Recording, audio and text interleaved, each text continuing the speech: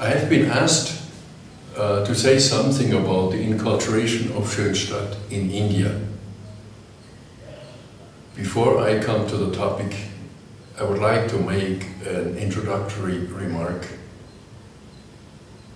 I believe that the whole question of inculturation is such a complex topic that it would deserve much more profound studies, and that also I, as a German, although having lived for several years here in India, can only contribute certain aspects. Therefore, what I am saying will be much more on the level of observations, of comparisons, and will be very careful in coming to judgments or in coming to clear outlines. It follows the method of our father and founder, who says observe first, compare with history, with past, with other cultures, compare with other experiences in the Schoenstatt family or in the church, and then only afterwards come to principles, go back to basic conclusions. When we talk about inculturation, then the first question will be, and please allow me that before I come to the question of inculturation of Schoenstatt, that I say something more basically about inculturation as such, what it is. What is inculturation? It goes back to the understanding of culture.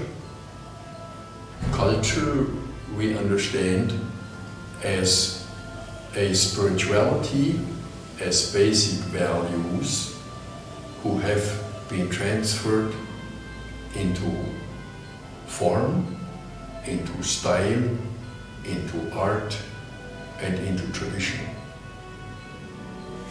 And as long as these external forms are still fed and nourished by the underlying values, then we talk about culture. As soon as this detaches itself and the forms become independent, then we talk about civilization, and then the whole question becomes more difficult. And this is why it's easy to say what inculturation is. It's much more difficult to come to concrete judgments of what would be now inculturated of a certain value in a certain culture at the present situation and time. Okay, inculturation therefore means, and I'm trying to make a definition, inculturation means that we would have to implant values, forms and customs coming from a different culture into an existing culture. The definition is simple. The application is very, very complex, as it will show afterwards when we go deeper into the topic. Maybe it's much easier at the beginning to say what inculturation definitely is not. Inculturation has to avoid two extremes. The one extreme is that you have a certain set of values, a spirituality or something, and you simply import it, copy it. That is the painful process which we have made in the church over centuries. See? All the missionary work in the Middle Ages have been like this, that they came with a setup, their faith, which has found inculturation in the West, now has been implanted in other countries, Africa, Asia, also India. And we still suffer of these clashes, let's say, between Christianity coming from St. Thomas and the Christianity implanted or not implanted, enforced at the time of the Middle Ages with the Franciscans and with the Jesuits. And we have this clash in Kerala with the different rites, or we have this clash in Tamil Nadu with Robert the Nobili and with his confreres who accused him because he would deviate from the true faith because he changed forms and tried really to inculturate.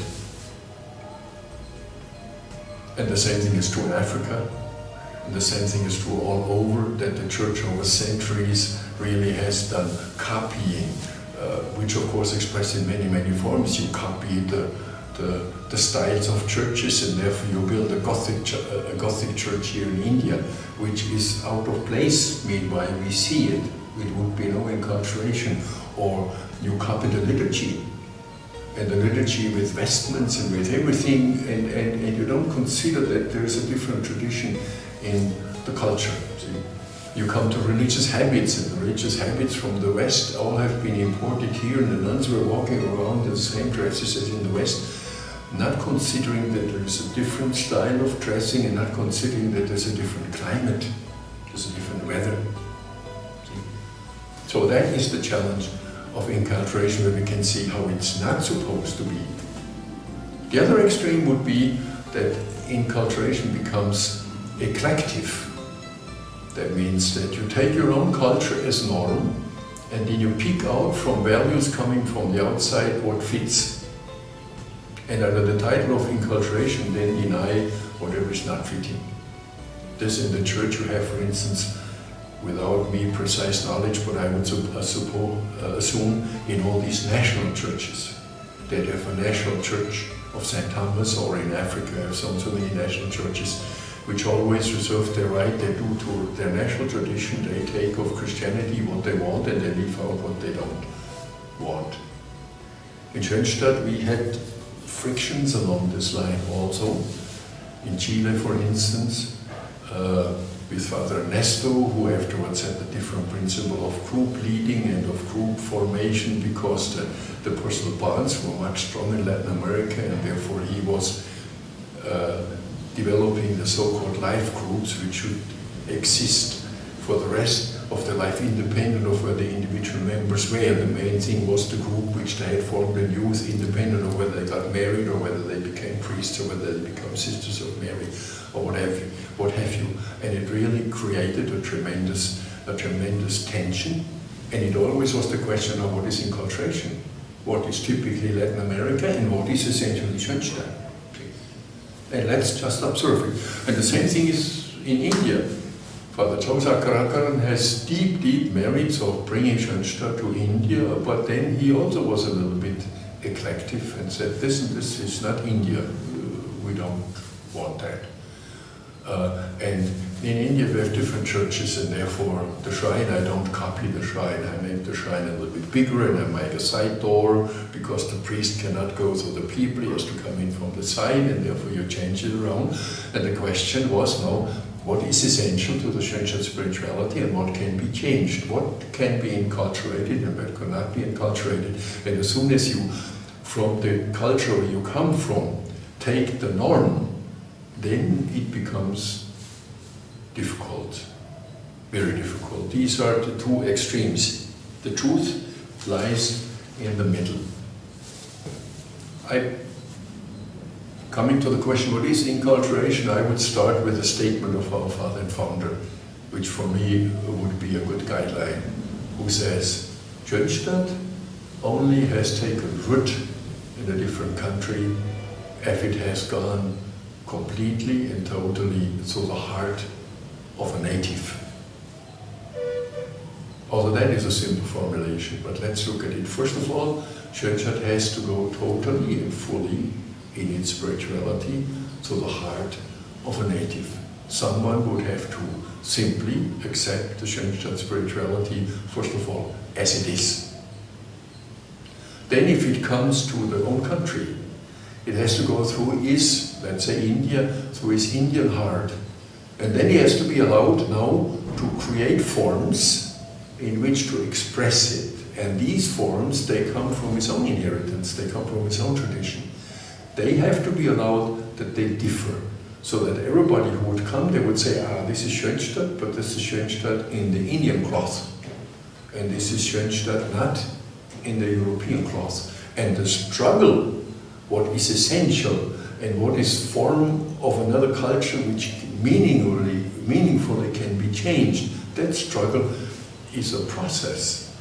No one would have to know this from the beginning. There are different other elements which have to be taken into consideration.